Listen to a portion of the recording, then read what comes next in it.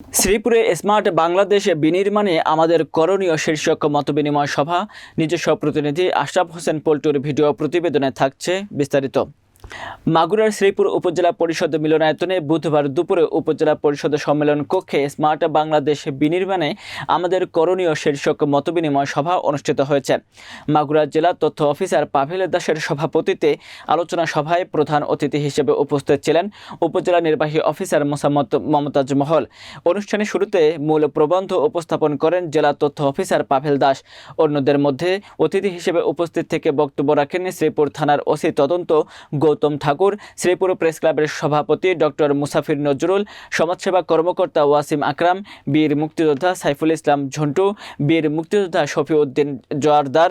আলোচনা সভায় উপজেলার বিভিন্ন দপ্তরের কর্মকর্তাগণ, বীর মুক্তিযোদ্ধা, সাংবাদিক সহ বিভিন্ন স্তরের প্রতিনিধিগণ অংশগ্রহণ করেন। আলোচনা সভায় বক্তাগণ স্মার্ট বাংলাদেশ বিনির্মাণে সরকার কর্তৃক গৃহীত বিভিন্ন কর্মসূচি তুলে ধরে এর সফল বাস্তবায়নের লক্ষ্যে বিভিন্ন ধরনের দিক নির্দেশনামূলক বক্তব্য প্রদান করেন।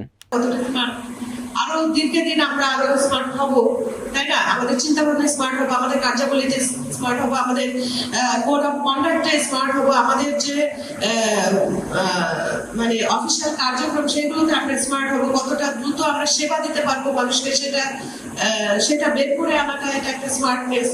এরপরে ভিশন 2030-তে আমরা কি অ্যাচিভ করতে চাচ্ছি, আমরা মিডল ইনকাম কান্ট্রিতে পরিণত হয়, কিন্তু অলরেডি আমরা লোয়ার মিডল ইনকাম কান্ট্রিতে কিন্তু অলরেডি পরিণত হয়ে গেছি। যে আমাদের একেবারে তলাবিহীন ঝুড়ি আমাদেরকে বলা হয়েছিল, সেইখান থেকে আস্তে আস্তে নিম্ন আয়ের দেশে পরিণত হলাম।